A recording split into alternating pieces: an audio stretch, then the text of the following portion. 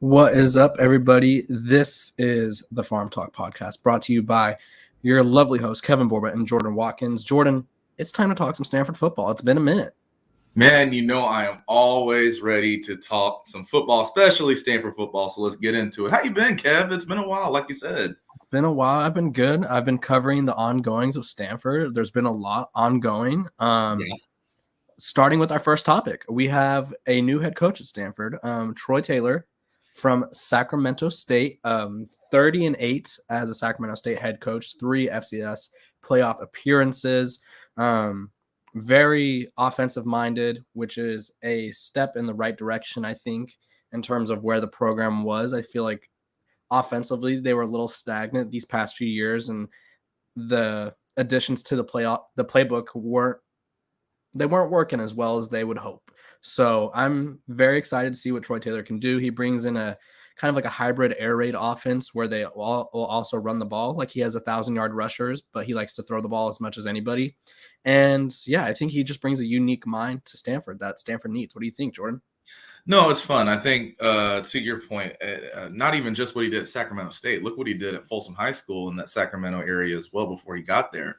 He turned them into a powerhouse. So everywhere he's been so far, those last couple of stops, he's turned around what has been an underachieving, disappointing, I guess you could say, program and made it relevant nationally.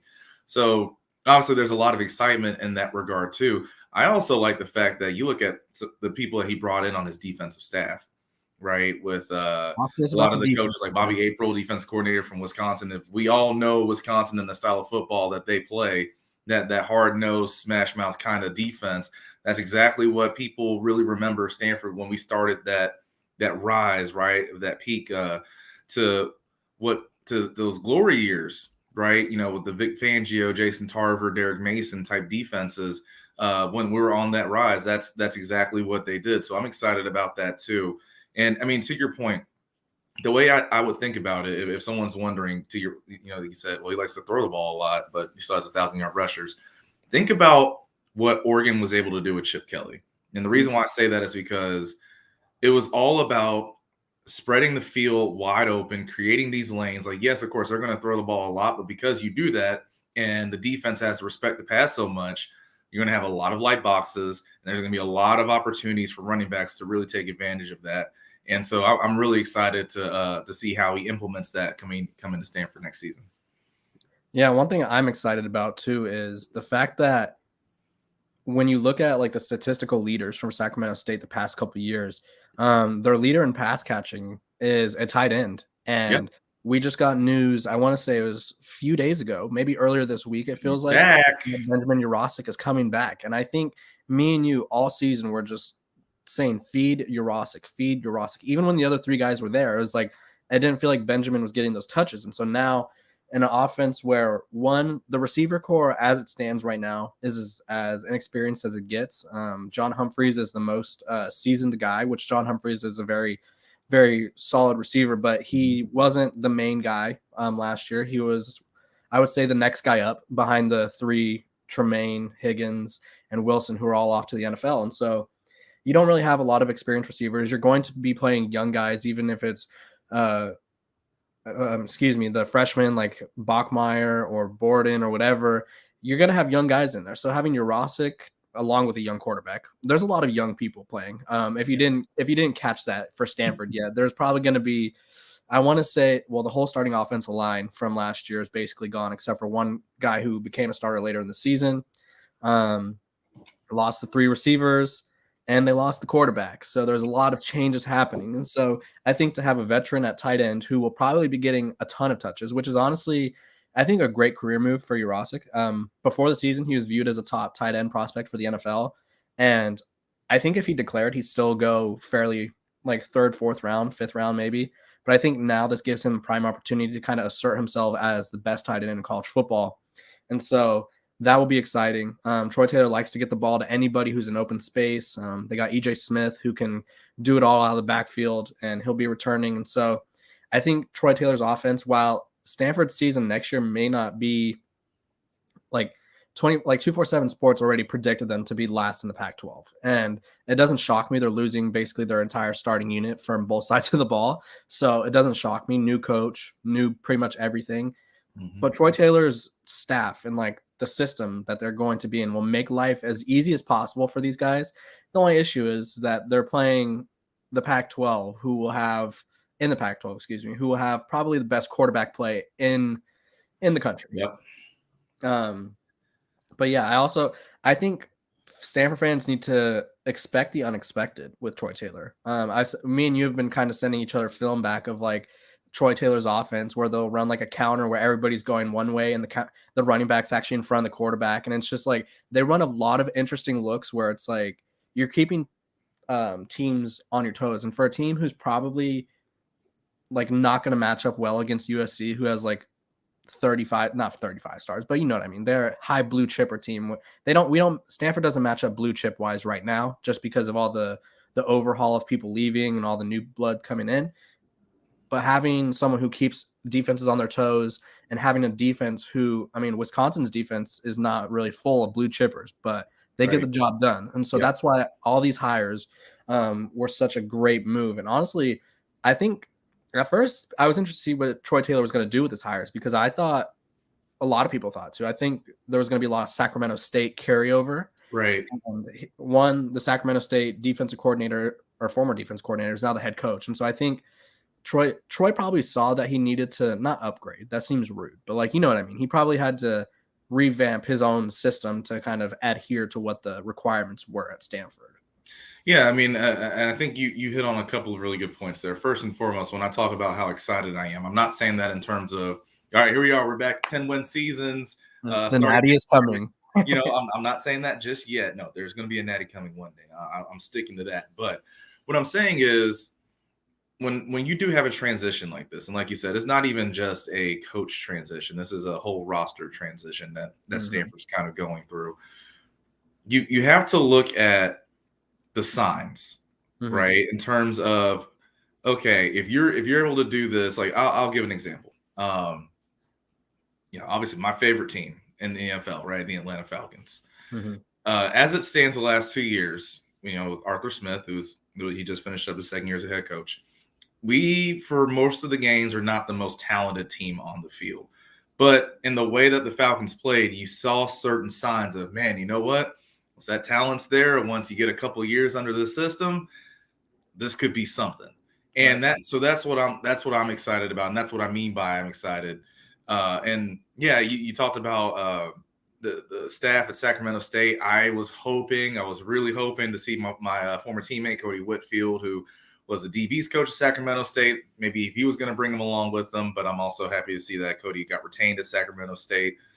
I know his football mind and how much he loves the game and helping out these young guys. So, really excited for him and how his career is going to play out.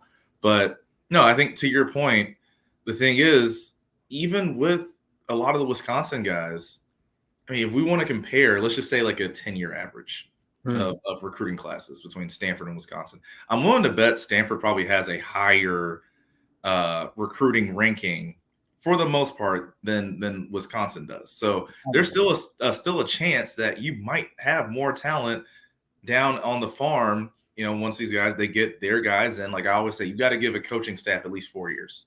You have to, because that's when you finally have your whole team of your recruiting guys.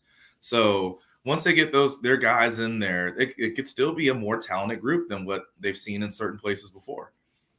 Yeah, I totally agree. And I'm looking it up right now as we speak. And Wisconsin's best recruiting class dating back to 2017 came in actually 2020, the COVID year of all years. Or wait, did I get that wrong? Let's see, 2019 real quick. 2019, let me make sure.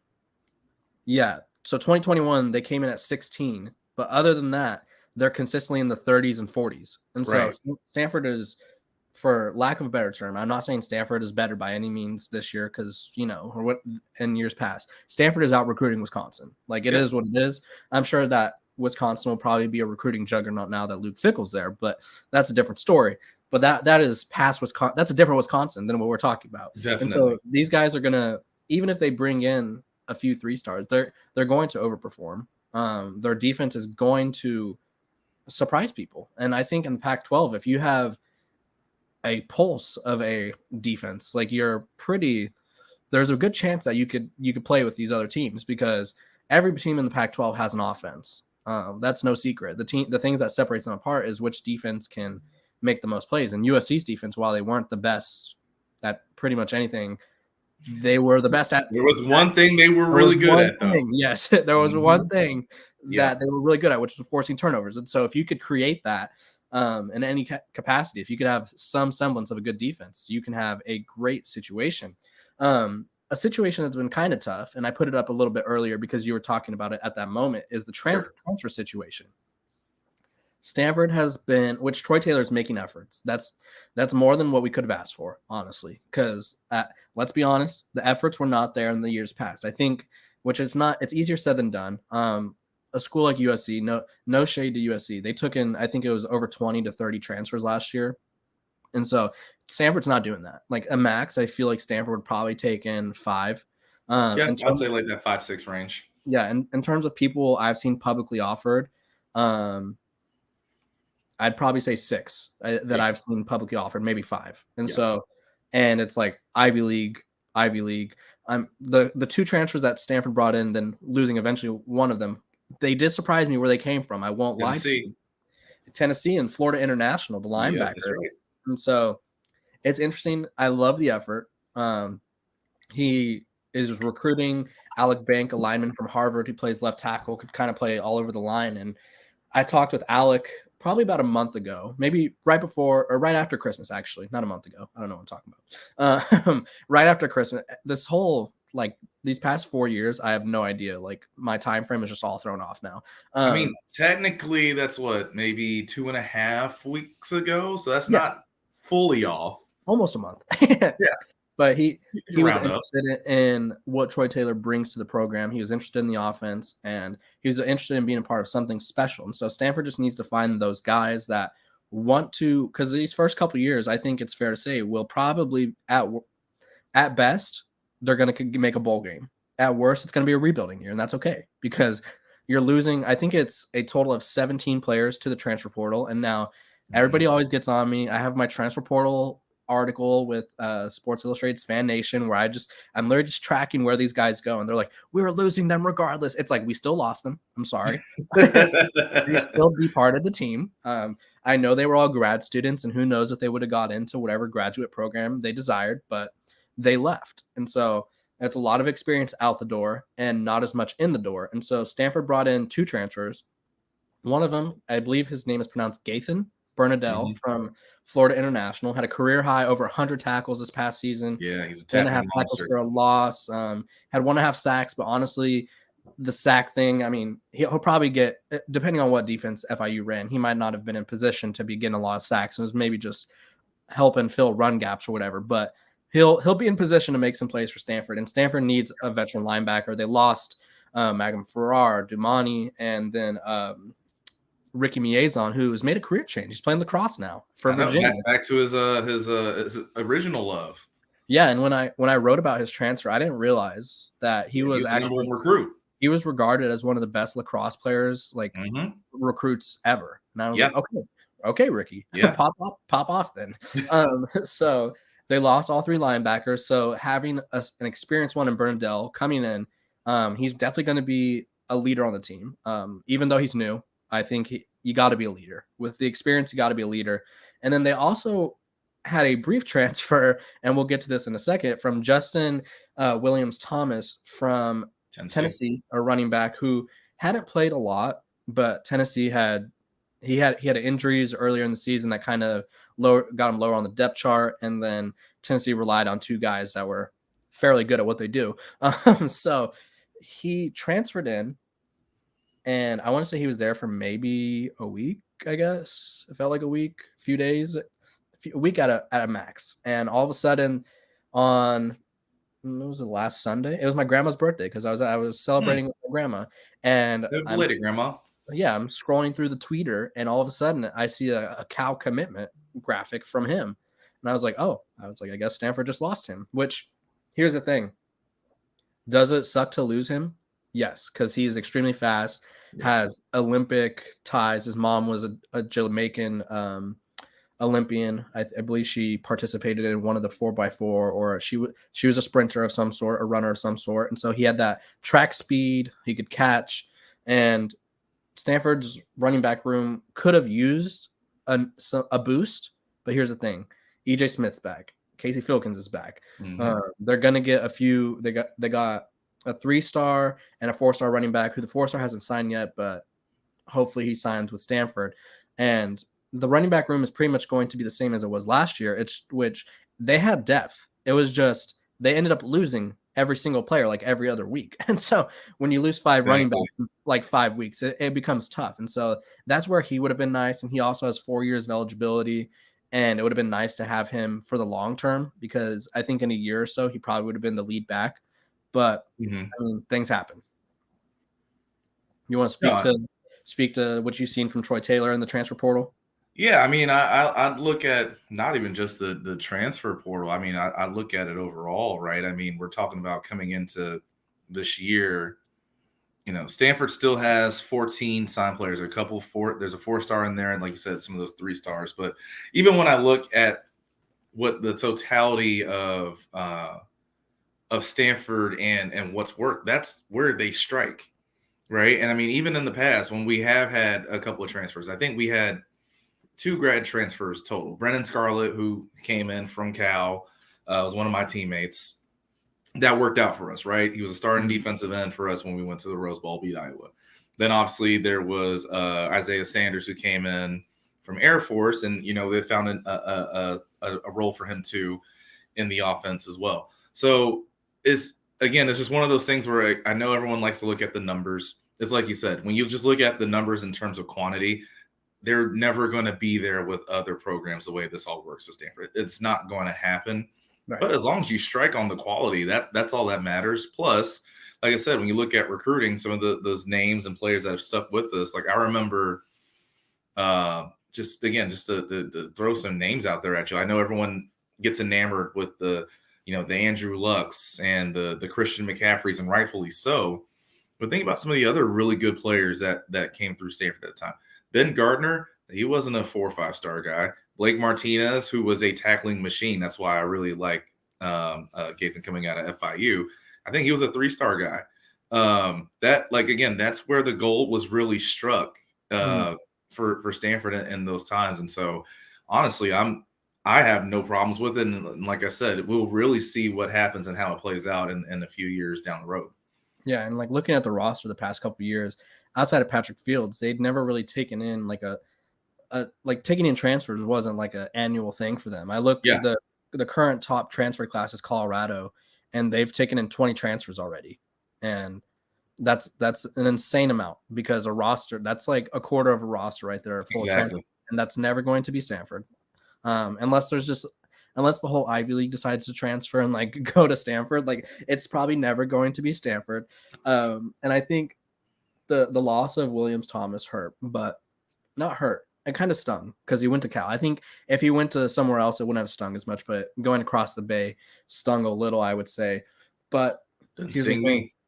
Any roster addition from the transfer portal is more than you could have expected, because honestly, Stanford hasn't been working the transfer portal. So Gathan Burndell is a huge win. He's signed. He's on the campus. He's there. He's ready. And so I expect, I mean, they still have time too. The portal doesn't close until the 18th, which is, by my math, or AKA my phone's math, next Wednesday. Wednesday. Did you say that before I did? I just said 5 days away. Okay. I was gonna say I did the easy math. Don't tell me you know the calendar like that. Don't tell me you know the calendar like that. I did the easy math. Yeah, and so I think anybody you could get from the portal helps, because there's going to be a lot of inexperience everywhere, and so it's time to talk about that inexperience. Jordan, which position group do you think you are most concerned about for their lack of experience, and which position group are you least concerned about for? Which is a weird question, because there's a lack of experience everywhere, which is concerning. Sure. Which one do you worry the least about, I guess? Well, I mean, I'm from my point of view, I'd say I'm least concerned about the lack of experience at receivers.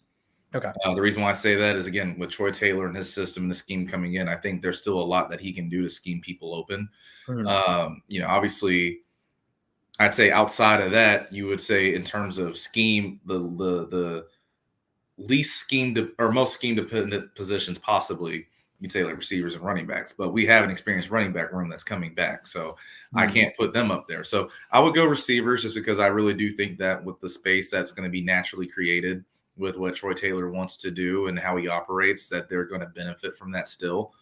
So I would say that. Now, in terms of most concerning, I would have to say, I would just say line of scrimmage in general. Yeah. The reason why, offensively, I was on a team when we went to that last Rose Bowl. Again, that Rose Bowl team played at Iowa.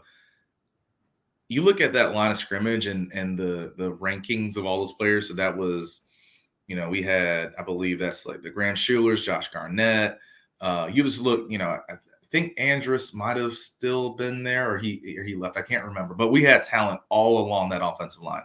But it Mhm. still took, I'd say, 3-4 games at least, about 5 into that season to really get things clicking offensively, just because it takes time to gel. Yeah. And remember, that was a part of the reason why we're so optimistic about the offensive line going into last season, because they all had played together so much. So that's going to be the thing for me. And then obviously on the defensive side, it's just the fact of, again, there's talent there, right? It's just young talent. It's just young talent, exactly. And so, again, it's the same thing. I think a lot of times when people look at the defensive line and how it plays, they don't understand also how much understanding how everybody else rushes and what their tendencies are, how much that plays into certain things too. Like there are certain schemes and certain plays and certain rush combinations that you have to know. Okay, the guy that I'm rushing with, he likes to make this inside move, so I got to be ready to cover for him on the outside. Mhm. Different things like that. So again, it just takes time. So Mhm. I would say, obviously outside of the physical ramifications of more time in a college strength and conditioning program, yada yada, even just the actual knowledge part of the game too. Those that's what I would say. Yeah, I would say the unit that I'm least worried about, a healthy running back room. Oh yeah, Um, I think they'll be able to just cycle in and out, and they'll be fine. The defensive line, I think, is a unit that I'm less worried about, just because you got David Bailey, oh Ernest yeah. Cooper, and then Jackson Moy returning I really like him. I in the really middle do. too. And so I think while they're young, I think last year, because they all played pretty significant roles, and so I think that helped them. I'm the offensive line. I think losing, even if you return one guy who has starting experience, that's still four guys who have not played significant minutes or snaps, excuse me. And so on the bright side, they'll have the whole offseason to learn Troy Taylor's playbook, and they'll have the whole offseason to learn where they need to be, what they need to do. And honestly, this is no shade, but it's going to sound like shade. The offensive line last season, they struggled. Okay. Even the best offensive linemen struggle with pass protection. There are a few And reasons for that. yeah. And so, I mean, there's a few reasons, but the offensive line itself wasn't a juggernaut by any means. And so I Sure. think some new blood in there could help. It's just there's gonna be some growing pains. Speaking of pains, Jordan, we need to move on to our final topic of the day. Your segues are on it right now. I'm trying out here. Kirk Herbstreit during the blowout of TCU, which tough game, tough watch, Yeah. lowest watched national championship game I believe ever. He kind of, which understandably, him and Chris Fowler were looking for topics during that game because not a lot was happening. I think by the second quarter, you knew the game was over. Like just being honest, I think TCU was down 31 at half, Yep. and so he kind of threw some shade at the Pac-12 and the Big 12. And I wrote about this, and people are in my mentions because they disagree with me. I don't think because he was saying essentially, let me just shorten it up. He was saying the SEC and the Big 10 are just worlds ahead of the Pac-12 and the Big 12 because which the Big 12 and the Pac-12 are statistically the least successful playoff teams as of right now. They have one win between the two of them, and it was Oregon when they Beat made it Florida to the State. Natty. Yep. And then Washington was the last time the Pac-12 made it in 2017 with Jake Browning, Folsom product, Troy Taylor product, possibly, maybe. I don't know the timeline, but it might be. That's a good point. I'm just saying. But so he's basically saying that the SEC and the Big Ten, as conferences, are just nobody could compete with them. And I just gotta say I disagree. Okay. And I wrote about this today, and you could find it at All Cardinal on my FanNation site. The SEC, first of all, has two dynasties happening right now that in 5 or 6 years we may never see again. Right. Not like these dynasties in particular. It's just we are not used to this level of dominance at the college football ranks. Like there's been every team has their spurts and stuff, but Alabama's been good for it feels like my whole entire childhood / adult life. And then Georgia is starting to look like Alabama did at the beginning of their dynasty. I don't want to tab them a dynasty yet, but they are pretty much there. And Yeah. so I think it's an unfair comparison. The Big Ten, outside of Ohio State, no one's won a playoff game for starters. Ohio State's the only team to win, and so I don't think it's a fair comparison. Jordan, do you? So let me lead off with this because I am a big fan of Kirk Herbstreit and the work that he does. Love Kirk. Also, the fact that he now basically 2 days in between he'll do an NFL game on a Thursday and then do a college football game on a Saturday. During the regular season, which is impressive. Like a total of 40-something football games it's in incredible. the past 3 months or whatever. It's incredible. But when it comes to this take, I must say I'm kind of disappointed. The reason why I say that, I have a few reasons. First and foremost, there's this other Power 5 conference in there that he didn't even mention. Mm-hmm. Now, why is that? Okay, well, let's look at the dynamics of that, right? So I'm talking about the ACC. The ACC, for the most part, these last, let's just say 5-6 years, they've had one dominant team, and then we question the rest of the strength of the league, right? Talking about Clemson. Yeah. And Florida State was on their way out during the first. Their little streak was falling when the playoffs started. Right. Once Jameis left, that's kind of when they were on their way down. Okay, well, if we look at it that way, is that not kind of what the Big Ten is too? Has been for the most part. Like, okay, now give Michigan credit. They've won the last 2 Big Ten championships. Mm-hmm. But what have they done those last 2 times they've made it to the playoff?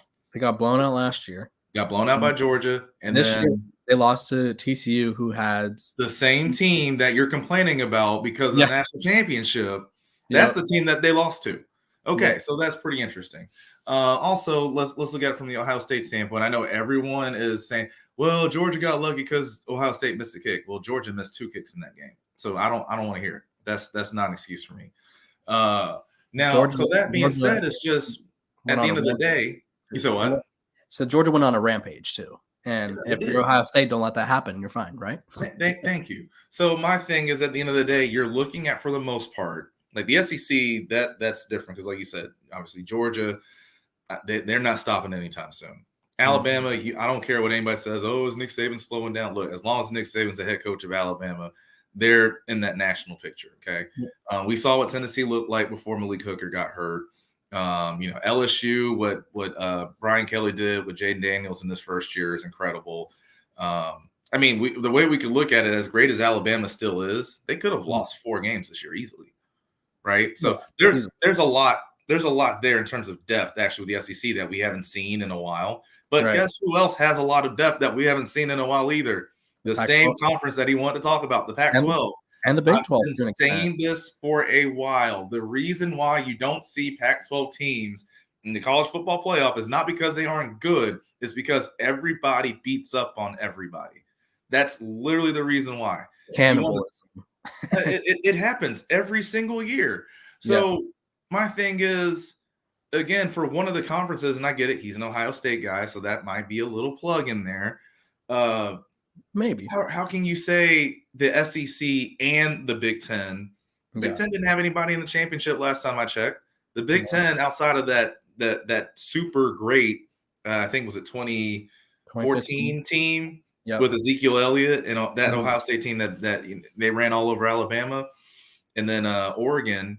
I mean, outside of that team, again, like I said, it's not like the Big Ten has done a lot of crazy things in the playoff either. So it was just like you can't pick and choose. Yeah, it's a weird thing. If he would have said college football can't compete with Alabama and Georgia, I would be like, fair. Yeah, that's different. Yes. I'd be like, okay, I don't disagree. Because honestly, Georgia's like it seems like they're about to go off on like a 10-year dynasty. I'm not saying they're going to win 10 straight, but Right. it's going to be like Alabama, where Alabama's in the quarter or the semifinal, the championship. They win the championship. They lose the championship next year. They win the championship. Like that seems like that's on Georgia's horizon. And I think this is probably my least favorite part about the playoff, and I'm glad it's expanding because the expansion kind of eliminates this, like, did they deserve it? Did they deserve it? Talk. Sure.